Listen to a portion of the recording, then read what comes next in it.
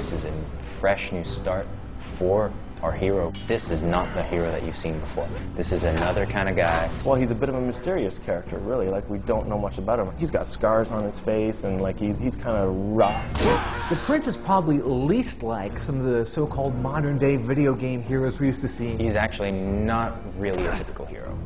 A lot of video game protagonists are like wrestlers, big fat necks. You know, they look like they'd rather put you in a headlock than give you a hug. And then you have the prince, who's just this lithe, cat-like man. He's tall and he's tan. He's got this dark rock star hair. Looks a lot like a lot of ex-boyfriends I had, only in better shape. And the gameplay style that's really more based around acrobatics and puzzle solving than just pure brute force.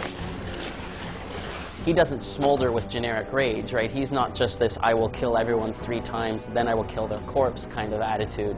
He seems a little bit more cerebral. He could protect you, and you can have coffee with him.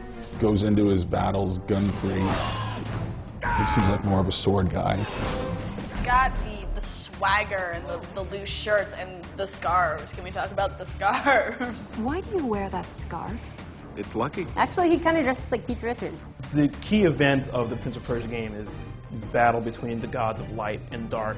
Their battle spills over into the physical world and winds up spreading this corruption. The prince, our hero, he stumbles into this magical walled garden and immediately kind of comes face to face with Elika, the heroine of our game. Hi. She's a semi-magical being, descended from some other sort of magical royalty. They were responsible for keeping the god locked up, obviously until someone makes a mistake. Father, no! And somehow it's fallen on her to try to defeat the corruption that's taking over the land, turning everything dark. Prince is kind of drafted into this duty, but he doesn't necessarily go willingly. When the prince meets up with Elika, you're not really sure whether he really wants to help her. Because she's kind of a hot magical chick, you know, you always want to follow him around and see what happens. You know, what's the magic of your own? You really can put me down now. He's a bit of a Lothario. He's like a ladies' man. On the other hand, Elika looks really sleek. She's hot without being cheap. She'd be a pricey date, probably.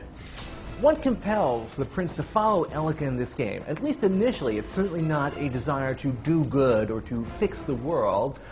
He's just kind of a rapscallion, shady character looking for adventure. We know deep down he has a good heart, but he definitely has the guy brain going on.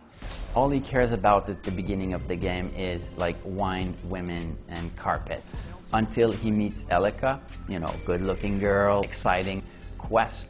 But at the beginning, he's not doing it for the right reason. He starts out more or less wanting to just say, well, let the gods clean up their own mess. We have to get out of here. Fine! She says, this is our reason for being here. There definitely is that dark and light in the game. And the prince is kind of the gray area. Where any story gets more interesting is when there's some ambiguity between the good and the bad. He is a selfish guy, and now he's learning to be selfless. But does he actually become the Prince of Persia at the end of the game? Well, you'll have to play to find out.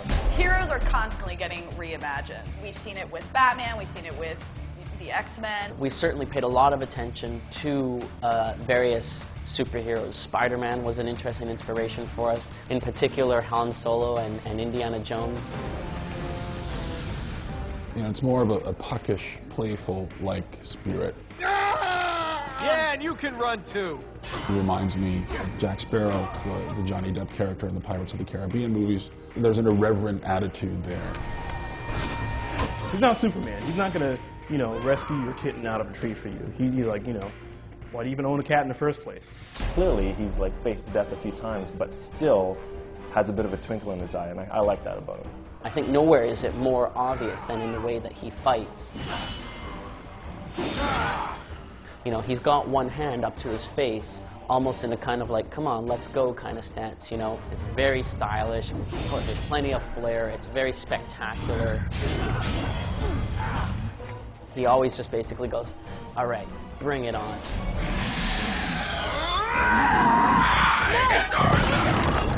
No!